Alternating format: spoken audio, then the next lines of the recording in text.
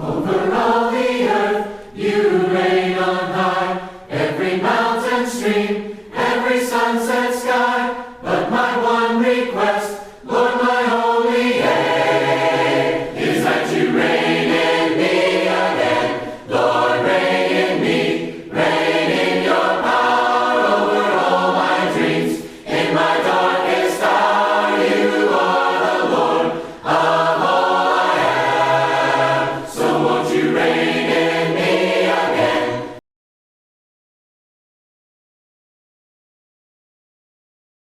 Good morning and welcome to the Loveland Church of Christ. Thank you so much for joining us this morning. If you have a Bible handy, we would invite you to open to Exodus chapter 1. That's where we're going to begin this morning, is Exodus chapter 1. This day is Mother's Day, and we want to take a moment to thank all of our mothers who are joining us this morning for all that they have done, all that you continue to do. So thank you so much for that. And I hope that those of you who are not mothers, or maybe even those of you who are mothers, will take time this afternoon to reach out and to talk to your own mother and to thank her for all that she does and all that she has done for you. We really would not be the people we are today if it was not for the love and care of our mothers. I have had the privilege several times of preaching on Mother's Day, and since the first Sunday that I got to preach on Mother's Day, I found a poem that I feel really encapsulates all the different emotions that accompanies this holiday. And I would like to read it for you this morning because I think it really encapsulates everything that we're dealing with this holiday. To those who gave birth this year to their first child, we celebrate with you. To those who lost a child this year, we mourn with you. To those who are in the trenches with little ones every day and wearing the badge of food stains, we appreciate you. To those who experience loss through miscarriage, failed adoptions, rebellions, we mourn with you. To those who walk the hard path of infertility, fraught with the pokes and prods, the tears and the disappointments, we walk with you. Forgive us when we say foolish things. We do not wish to make this harder than it is. To those who have been foster moms, mentor moms, and spiritual mothers, we need you. To those who have warm and close relationships with your children, we celebrate with you. But to those who have disappointment, heartache, and distance with your children, we sit with you. To those who have lost their mothers this year, we grieve with you. To those who have experienced abuse at the hands of your own mother, we grieve with you in your experience. To those who live through the tests, the driving tests, the medical tests, and the overall test of motherhood, we thank you. We are better for having you among us. To those who are single and long to be married and mothering their own children, and we mourn that life has not turned out the way that you longed for it to be. To those step-parents, we walk with you on this complex path. To those who envisioned lavishing love on grandchildren, and yet that dream is not to be, we grieve with you. And to those who are empty nesters this upcoming year, we grieve and rejoice with you. To those who have placed children up for adoption, we commend you for your selflessness, and we remember how you hold your children in your heart. And to those who are pregnant with new life, both expected and surprise, we anticipate with you. Motherhood is not for the faint of heart, and we truly do have heroes among us this morning, and we are grateful for having you with us. And regardless of where you find yourself on this spectrum of motherhood, we're grateful for our mothers who we have with us. And Amy does a great job of capturing the whole host of emotions, I think, that go along with this holiday. Motherhood is a difficult calling. It's a difficult task. It's a difficult ministry. And especially as we head into and we deal with this pandemic that we're currently in, motherhood is even more difficult. It is even more challenging. And I think it's only appropriate that not only do we take some time today and celebrate motherhood, but that we also look at the difficulties of motherhood, or specifically a mother who has been challenged or has mothered in challenging situations. And that's what we're going to be looking at this morning. Now, our story takes place some 81 years before the Exodus from Egypt. And we find that Pharaoh is attacking motherhood. In fact, he is attacking motherhood in the worst way possible, through other women. He has asked the Hebrew midwives to do something that is completely unthinkable. Let's go ahead and jump into the text this morning. Exodus chapter 1, starting in verse 15. Then the king of Egypt said to the Hebrew midwives, and to one who was named Saphar, and to the other Purah, when you serve as a midwife to the Hebrew women, and you see them on their birth stool, if it is a son, you shall kill him, but if it is a daughter, you shall let her live. But the midwives feared God, and did not do as the king of Egypt commanded them, but they let the male children live. So the king of Egypt called the midwives and said to them, "What have you done? Why have you let the male children live?" And the midwives said to Pharaoh, "Because the Hebrew women are not like the Egyptian women, for they are vigorous in giving birth, before the midwives come to them." So God dealt with the midwives, and the people multiplied and grew very strong. And because the midwives feared God, he gave them families of their own. We have a tremendous story at the beginning of Exodus. In fact, I think we kind of have a theme of women who are faithful in hard things, hard times, who are rewarded by God. And we start out with this story about the midwives who refused to listen to the order of the king, who refused to bow their knee to this ungodly command to kill these infants.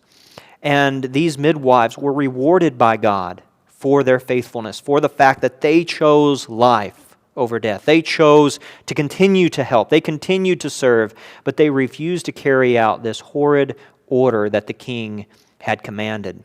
So God blessed them. God multiplied them. He gave them families of their own. And what a blessing family truly is. I know that our culture sometimes seems to attack our family. Sometimes our culture seems to look down upon the institution of family, but the church and the Bible speaks very clearly to the fact that family is one of those things that is absolutely a blessing to all. Now we turn our attention towards what the king does next. He is not going to be dismayed simply because these midwives have found a workaround. He goes straight to his soldiers and he says, "Any Hebrew male child that you find, you are to throw him in the Nile. Let the elements take care of that child." And this horrid order goes out over Egypt, and children are ripped away from their mothers.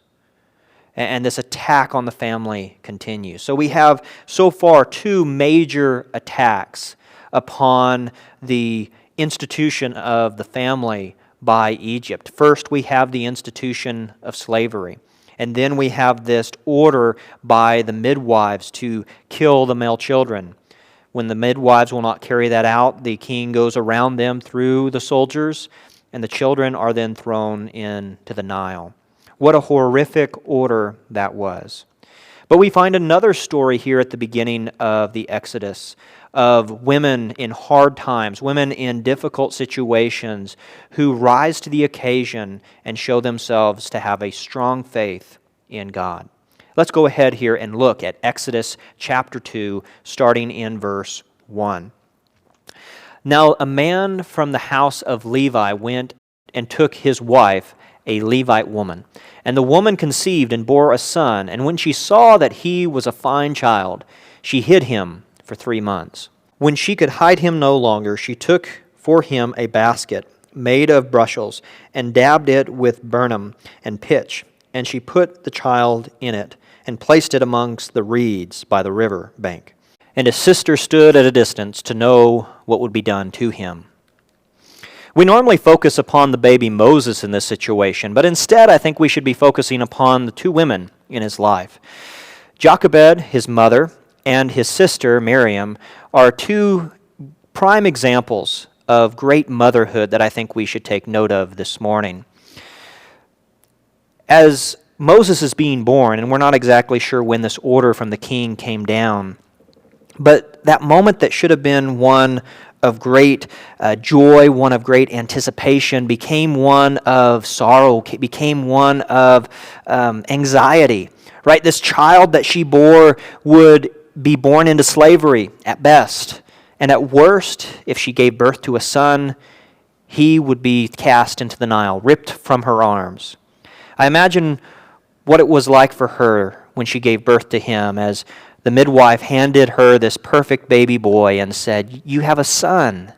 And that moment that should have been filled with joy, that should have been filled with anticipation, maybe was filled with a little bit of dread, maybe a little bit of anxiety of what is this little one's life going to look like? How long can I keep you safe? But she saw he was no ordinary child, and because of that, she decided that she would not heed the king's edict. Instead, she would hide him. And for 3 months, she succeeded at hiding him. For 3 months, she succeeded at keeping this young boy safe. But babies cry. Babies have needs. This is no way for Moses to grow up. And because of that, she understood that she could no longer hide this child. So she came up with a plan, a difficult plan. But if this plan worked, she would lose him forever. She would save his life, but she'd lose him. So she goes about her plan. She makes a basket for Moses. She places him within that basket, and she makes her way down to the river Nile, and she hides him amongst the reeds. Now, we need to understand that though we don't have an exact understanding of her plan, there's some things we can and should deduce from what she does. Number one, she's already admitted that she can no longer hide him. Moses is no longer safe in the home, and he's no safer out by the river. So she is in the process not of hiding Moses in a new spot, but instead she has planned a plan, I believe, to actually get Moses before Pharaoh's daughter, that the princess might have an opportunity to maybe, possibly, spare this child's life. She has to completely surrender Moses over to the will of God, and she does so by placing him in a basket. Now, one thing that we should note is that Moses was not floating down the Nile. Instead, he was placed amongst the reeds. He was placed right there amongst the reeds. He was not going to be floating down the Nile. That makes for great cinema. It makes for a great movie. It really grabs your attention. But instead, she was placing him amongst the reeds. He was safely and securely there. But you can't hide a baby amongst the reeds. I mean, a baby, even a 3-year-old, has needs. He's going to cry. There's nothing to keep him safe from passing soldiers finding him. So there's a greater plan that she has in play. Now, I offered to do a test run of this. I have 2 girls. We could put one as a control and one as the test subject, but my wife was having absolutely none of that. So we're going to just have to trust that all of these things can happen. And I know that people have, put weighted things in baskets, and baskets float. We know that baskets float. So we have this baby placed amongst the reeds, exposed to insects, exposed to all the different critters of the Nile River. And even some of the fish have quite the teeth on them. So Moses is in a precarious situation, but his mother has placed him ultimately in the hands of God. God is the one who is keeping him safe. God ultimately is the one who is keeping baby Moses safe. Now, we don't know exactly what the plan is, like I said. So we have Miriam who is nearby. But what is Miriam supposed to do? Is she supposed to keep off all the different critters? I mean, what is Miriam going to do when she sees a crocodile coming down the river? Oh, crikey, there's an alligator. I'll go hit him with my stick. I mean, that doesn't make any sense. Miriam was maybe just checking on Moses to see if this plan to get him into the royal household would work. And what do you think it was like for her when she came and told her mom what happened next? Maybe we'll think about that in a second. So Jochebed puts Moses amongst the reeds. She places him in a place where she knows he'll be safe. She puts maybe her daughter to watch over him. We're not exactly sure what her instructions were. And Moses is given over to God's hands to be saved. Now let's see what happens next. Exodus chapter 2, starting in verse 5. Now the daughter of Pharaoh came down to bathe at the river, and while her young women walked amongst the river, she saw a basket amongst the reeds, and she sent her servant women, and they took it. And when she opened it, she saw a child, and behold, a baby was crying. She took pity on him. This is one of the Hebrew children. Then his sister said to Pharaoh's daughter, "Shall I go and call one of the nurses from the Hebrew women to nurse him for you?" And Pharaoh's daughter said to her, "Go." So her girl went and called her mother, the child's mother. And Pharaoh's daughter said to her, "Take this child away and nurse her for me, and I will give you your wage." So the woman took the child and nursed him. And when the child grew older, she brought him back to Pharaoh's daughter, and he became her son. She named him Moses because I drew him out of the water. So we have this wonderful example of God's provision, right? Down comes Pharaoh's daughter. Down comes the princess to the edge of the river. As her servants look out for her safety, she goes down to bathe in the river. And she hears something. She notices something. And she brings this basket over to her. And she opens it up, and behold, Moses is in there crying, looking and longing for his mother. And then Miriam comes running over. "Should I go and get a wet nurse for you, someone to take care of this child so that you can adopt him into your family?" And the princess is overwhelmed with love for this child, pity for this child, and takes him in and says, "Yes, go and find me a wet nurse." And of course, Miriam runs back and finds Jochebed, finds her mom, and says, "Mom, you're not going to believe this." Now, like I said, I'm not sure what Miriam was supposed to be doing. I don't know what her job was there at the edge of the river. Maybe she wasn't supposed to be there at all. "Mom, I was down at the river." "You were what? You were down at the river?" And he's like, "Yeah, Mom." And Moses got found by the princesses, or by the princess. "Well, it's okay, sweetheart. This is better for him." And she's asking for you. "You talked to her?" "Yeah, but she doesn't know it's you. She's looking for somebody to nurse the child. She wants you to be the wet nurse." What a moment that must have been. I don't know exactly how that plays out, but it's fun to take time to look at these stories and to put some more flesh on them and to say, okay, what was this like? What was that conversation that Miriam had with her mom like? I really want us to stop and think what that moment must have been like that evening as Jochebed put Moses to sleep that night. Some sort of an edict in her hand that meant that Moses was safe, her young baby back in her home, safe and sound, maybe even some gold in her pockets, as she began to take care of Moses.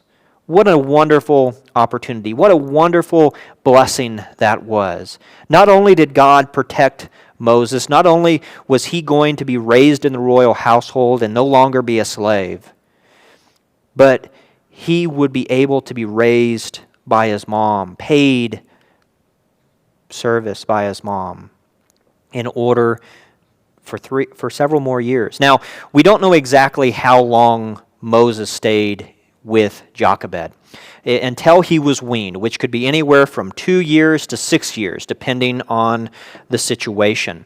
And more than likely, because the Egyptians began schooling around age 5, Moses probably stayed with Jochebed until around that age of 5. And those 5 years, those formative years in and under Jochebed's care were instrumental. Those kids learned so much in those first few years, learning about the nature of God, learning about who God is, learning about what God is calling them to. All of those things were taught by Jochebed in those fundamental years. And I think it's important to remember that not only did Jochebed raise Moses for these 5 important years, but she also raised Miriam, and she also raised her son Aaron. So she raised up 3 of Israel's main leaders. She was a wonderful mother, and she took advantage of those years. And one of the reasons I say that comes out of Hebrews chapter 11.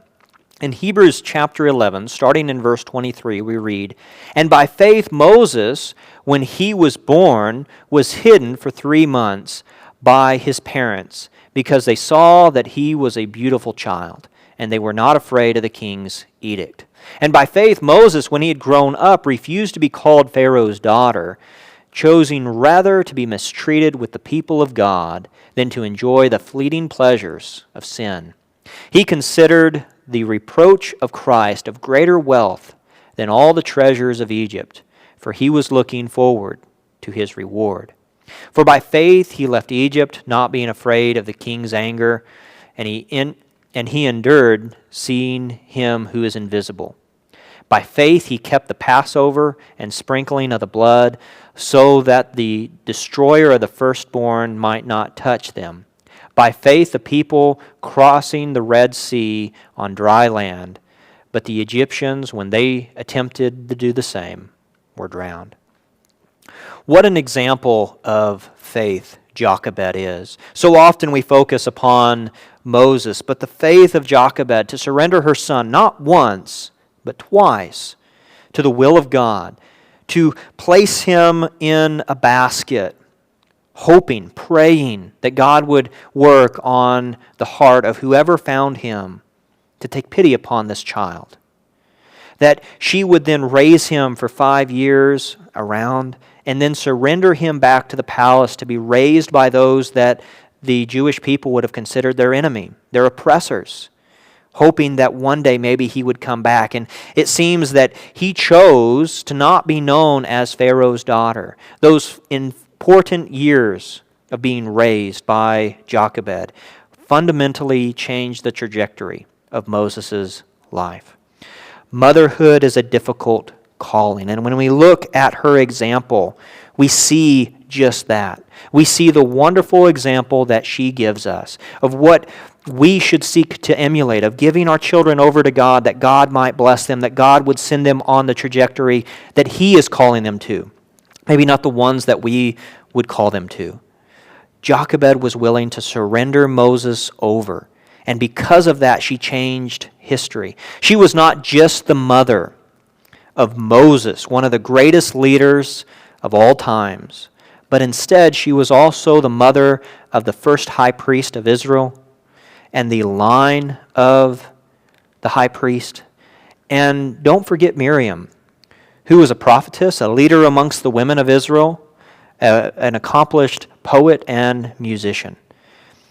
Jochebed is a wonderful example of what it looks like to see the ministry of motherhood as a valuable and important role. And I think it's worth noting that Jochebed did not live to see all of her hard work pay off. She didn't see her children accomplish these things. But we cannot look at this story and have any doubt but to see that she indeed was a pivotal role in her children's life, that they would grow and prosper. And I think that we should see motherhood in very much the same light. See the value of it, the hard work that goes into it. Our moms do so much for us. They work so hard for us, and we should celebrate the wonderful example that they give us. And we should be thankful for all that they do. So moms around the world, thank you so much for all the hard work that you do. And remember that there are moms out there today who are raising up leaders today who will lead us tomorrow. And those leaders among us today were raised by, hopefully, godly women as well. So go and be a Jochebed. Go and be one of those moms, regardless of where you find yourself in that stage of life. Go and be one of those moms that raises up the next leaders. See this as a valuable ministry, a needed ministry, not something that is second rate, but is super and ultimately important. God bless.